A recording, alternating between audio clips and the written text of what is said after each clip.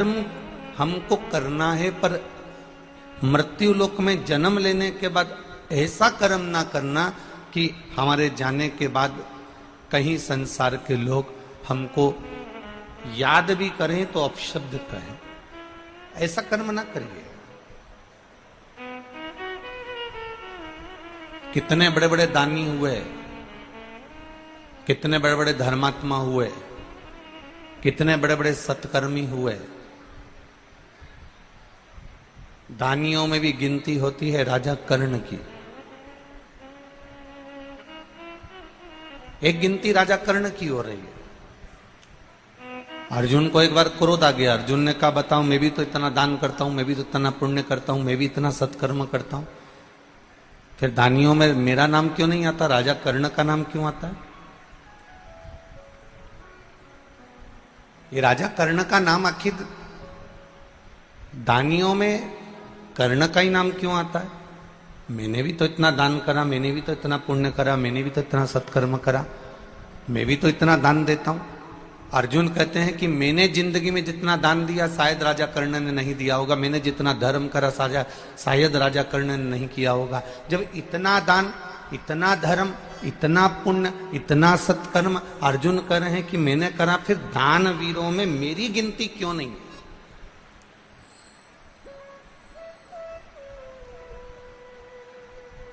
कोई जरूरी नहीं है कि आप गाय को रोटी दान दे रहे हो तो तुम्हारी दान वीरों में गिनती होगी।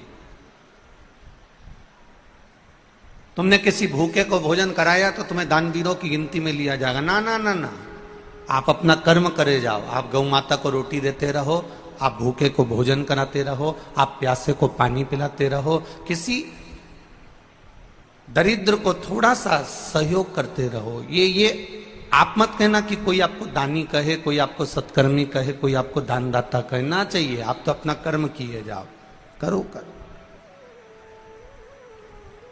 राजा कर्ण दानवीरों में उनकी गिनती है। अर्जुन को बड़ा बुरा लग रहा है, अर्जुन को ये अंदर से कछोट रहा है कि मेरा नाम दानवीरों में क्यों नहीं है। तब भगवान कृष्ण ने एक लीला रची। भगवान कृष्ण ने एक पर्वत पर बहुत सारा सोना रख दिया, इतना सोने का पर्वत बना दिया, इतना सोने का पर्वत बना दिया, और अर्जुन से कहा अर्जुन ये इतना सारा सोना है, सबको प्रत्येक गांव के लोगों को बुलाओ और ये सोना दान देते जाओ। अर्जुन ने सारे नगर में डोंडी पिटवा दी कि मेरे पास में सोना दान करना है, आइए और सोना लेकर जाइए।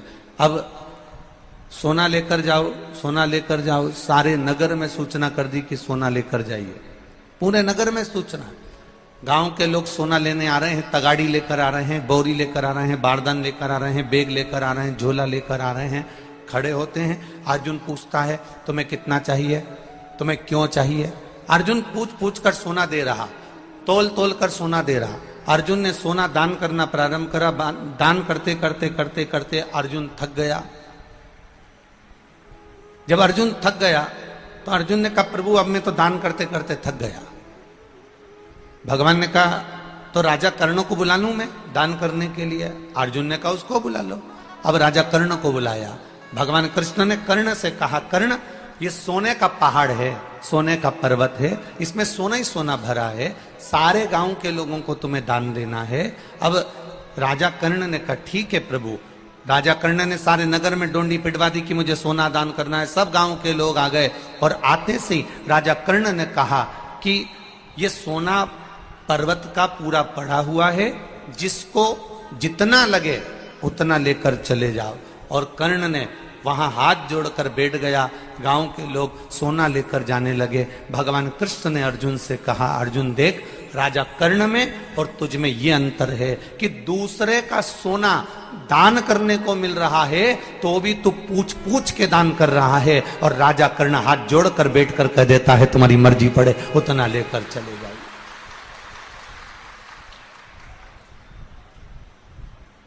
आपकी जितनी मर्जी उतना लेकर चले जाओ, आपको जितना लगता हो उतना लेकर चले जाओ, आपको जितना लग रहा है आप उतना लेकर पहुंच जाओ।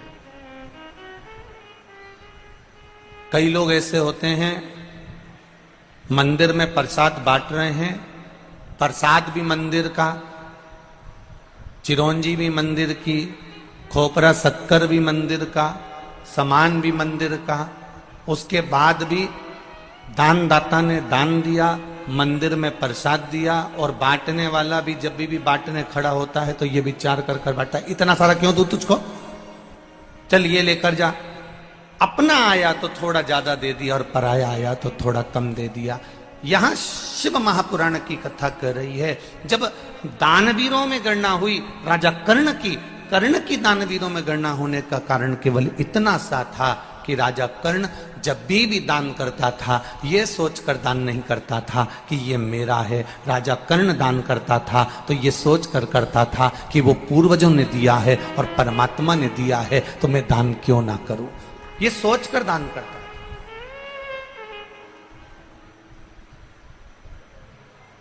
जिस दिन घर की बहुएं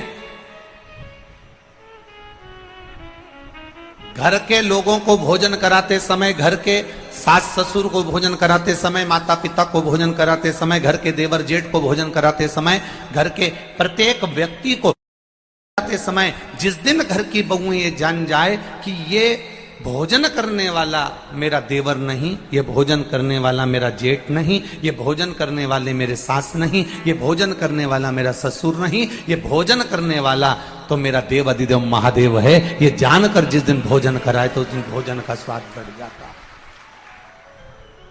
उस दिन भोजन का स्वाद बढ़ जाता है।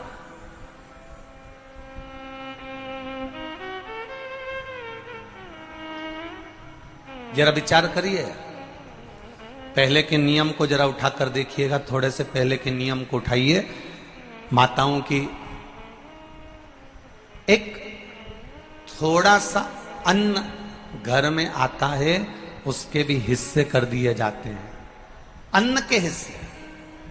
एक अन्न कटोरी भर के चिड़िया को चले जाता है, एक अन्न का भाग चींटी को चले जाता है, एक अन्न का भाग मछली को चले जाता है, एक अन्न का भाग हमारे काम आता है, एक अन्न का भाग किसी अतिथि के काम आता है, एक अन्न का भाग किसी को दान के काम आता है। पर आज लोगों की जो सोच है, आज लोगों का जो विचार है, आज इत्र हो गई।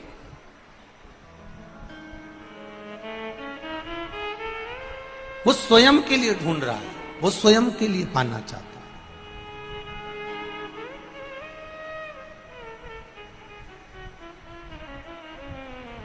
भजन करने वाले कम मिलेंगे। हम तो दूसरे की क्या कहें, हम अपनी भी बात करें। अगर आज के जमाने के नए नवयुवक ब्राह्मणों के बच्चों से कहा जाए कि तुम गुरुकुल जाओ, विद्या अध्ययन करो, वेद पुराण शास्त्र पढ़ो, जाओ यज्ञोपवीत धारण करो, मस्तक पर चोटी धारण करो, माथे पर तिलक लगाओ, जाओ गुरु के दरवाजे पर जाओ और थोड़ी विद्या अध्ययन करो। तो आज के जमाने के नवयुवक बच्चे कहते हैं पिताजी कि हम कर लें, मना नहीं है, काका जी हम कर लें, मना नहीं है। पर दिक्कत केवल इतनी सी है, दिक्कत केवल एक बात की है, ये नवयुवक बच्चे संस्कृत पढ़ने को तैयार हैं, ये नवयुवक बच्चे पूजन करने को तैयार हैं, ये नवयुवक बच्चे मंदिर में सेवा करने को तैयार हैं, ये नवयुवक बच्चे भगवान का गुणगान करने को तैयार हैं। पर कारण केवल एक पड़ता है कि ये नवयुवक बच्चे जब सत्कर्म की ओर, धर्म की ओर अग्रण्य होते हैं तो कुछ लोग अपने ही ऐसे होते हैं जो इन बच्चों को, सत्कर्म करने वाले बच्चों को बार बार टॉर्चर करते हैं, हंसते हैं, उपहास करते हैं, जिसके कारण ये बच्चे उस सत्कर्म की लाइन को ना पकड़कर कहीं गलत लाइन की ओर चले जाते हैं। फिर हमको दुख होता है कि ये क्यों हो गया, किस कारण हो गया, कारण क्या बन गया, फिर हमको दुख होता है।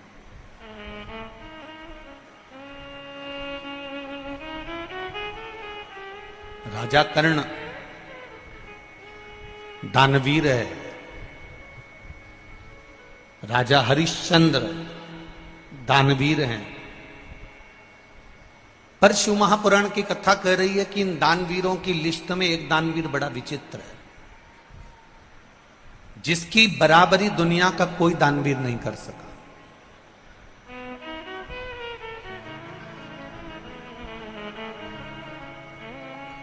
दानवीरों में भी दानवीर, जिसकी बराबरी दुनिया का कोई व्यक्ति आज तक नहीं कर पाया। दानवीरों में कितने बड़े बड़े दानवीर हो गए, कर्ण जैसे दानवीर हो गए, स्वयं हरिश्चंद्र जैसे हो गए, स्वयं दशरथ जी जैसे हो गए, जनक जी जैसे हो गए, ना जाने कितने कितने बड़े बड़े दानवीर हो गए। पर उन दानवीरों में एक दानवीर ऐसा है जिसकी गणना आज तक दुनिया के लोग नहीं कर पाए, आज तक किसी ने नहीं करी, और वो थे दधीचि ऋषि। केवल एक, क्या नाम है उनका, जम के बोलो जरा, दधीचि ऋषि। दानवीरों में केवल एक दानवीर इतने प्रबल थे, दधीचि ऋषि। दुनिया के लोगों ने जो दान दिया दिया, दुनिया के लोगों ने जो धन दिया दिया, दुनिया के लोगों ने जो वस्त्र दिया दिया, दुनिया के लोगों ने जो आभूषण दिया दिया, पर दधीचि ऋषि एक ऐसे दानवीर थे जिनके सामने सारे देवता आकर खड़े हुए हैं और जो हाथ जोड़कर कह रहे हैं कि वत्रासुर का अंत करना है और आपके शरीर की हड्डियां चाहिए, शरीर की अस्थियां चाहिए।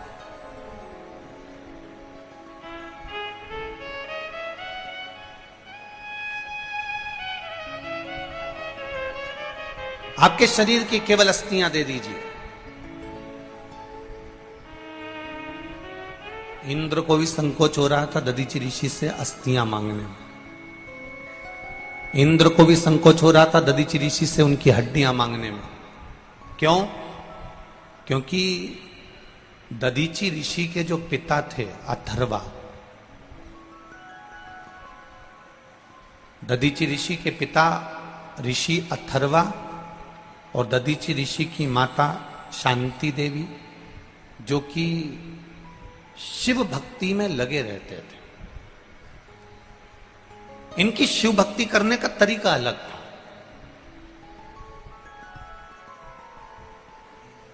इनकी शिव भक्ति का तरीका बिल्कुल अलग। क्या तरीका था ऋषि अथर्व की शिव भक्ति का? जहां पर बेलपत्री का पौधा मिलता था, जहां बेलपत्री का वृक्ष मिलता था, उस बेलपत्री के वृक्ष के पास मिट्टी की क्यारी बनाते थे।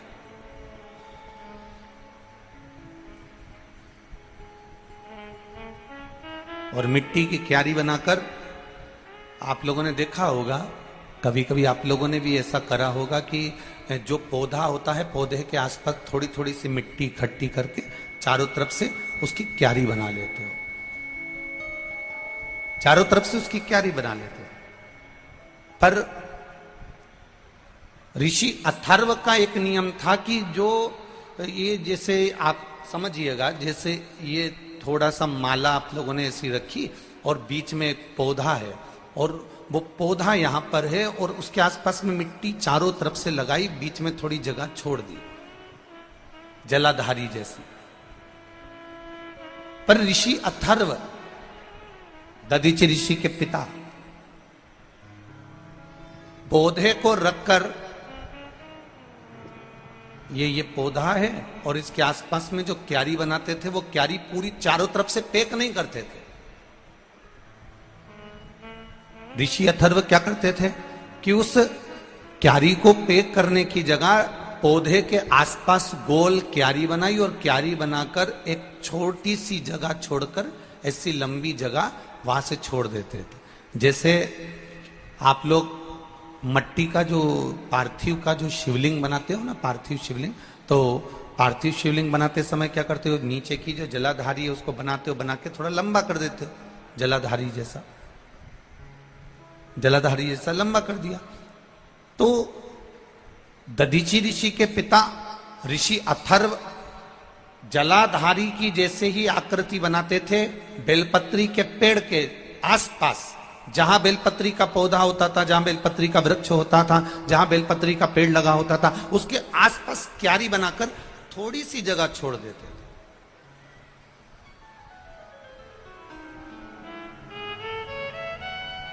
और वो थोड़ी सी जगह छोड़कर ऋषि अथर्व उसी को बेलपत्री के पौधे को ही शंकर और पार्वती मानकर बेलपत्री के पौधे की ही अर्चना करते थे, उन्हीं का भजन करते, उन्हीं का स्मरण करते थे, उन्हीं का। अभी परसों की कथा में आप स्मरण होगा आप लोगों को कि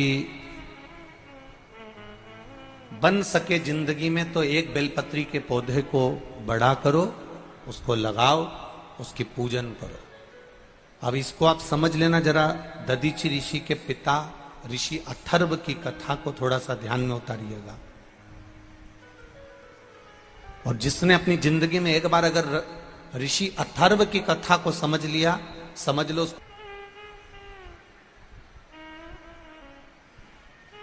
दो चीजें बड़ी पुण्यप्रद होती हैं। एक, किसी वृक्ष के आसपास क्यारी बनाकर उसमें जल देना।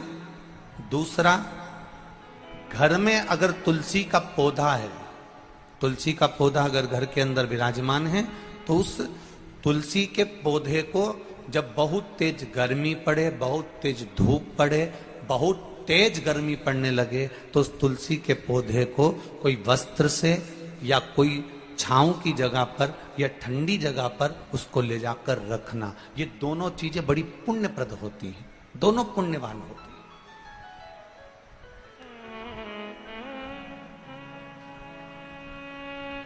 दोनों पुण्यता है।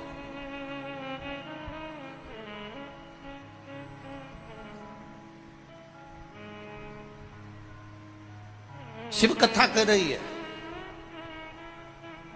ऋषि अथर्व बेलपत्री के पौधे को ही शिव मानते थे और बेलपत्री के पौधे को ही पार्वती मानते थे। बेलपत्री के पौधे में ही गणेश जी का दर्शन करते थे, बेलपत्री के पौधे में ही कार्तिक का दर्शन करते थे, बेलपत्री के पौधे में ही वो अशोक सुंदरी का दर्शन करते थे, बेलपत्री के पौधे में ही जया, विषहरा, शामली बारी, दौतली और देव, इन 5 कन्या का भी दर्शन वो बेलपत्री के पौधे में करते थे।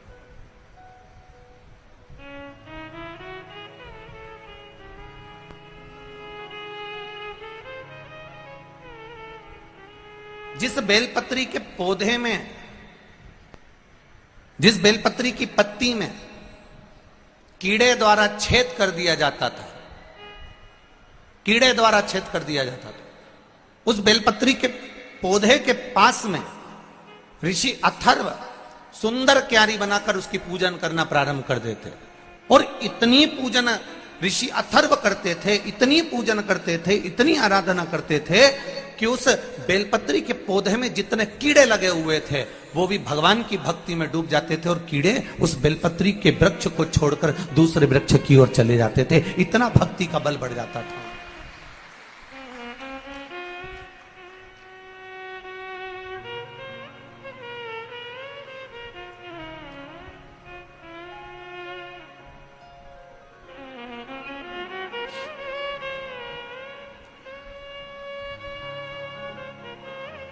जरा समझिएगा इस बेलपत्री की पत्ती का।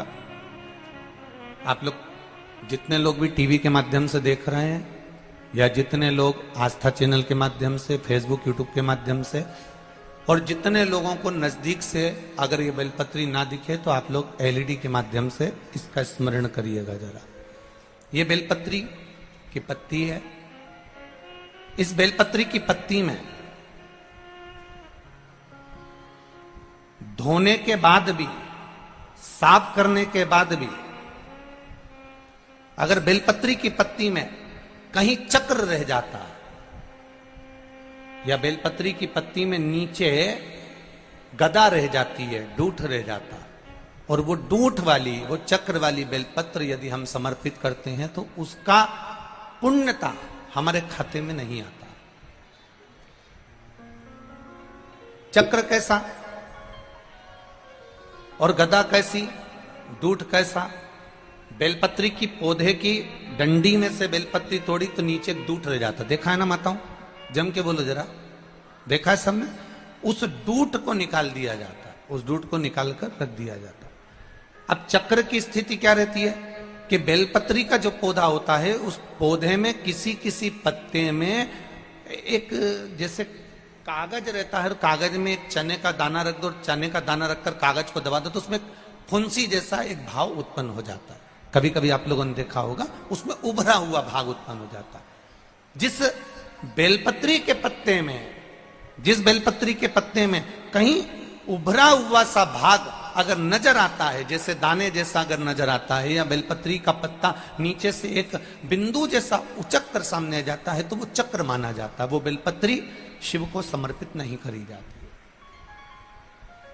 और यहां तक शिव महापुराण की कथा कर रही है, अगर आपके पास में नूतन कोई बेलपत्र नहीं है, आप किसी जगह से बेलपत्र लेकर नहीं आए हो, बेलपत्र आपकी थाली में नहीं है, पूजन की थाली में नहीं है, शिव महापुराण यहां तक कहती है कि शंकर भगवान पर चढ़ी हुई बेलपत्र उठाओ, उसको धो और वापिस उसको हाथ में लेकर देवाधिदेव महादेव से अपने हृदय की बात कहकर वो बेलपत्र वापिस शिव जी को समर्पित कर दो। शिव उसको स्वीकार कर ले।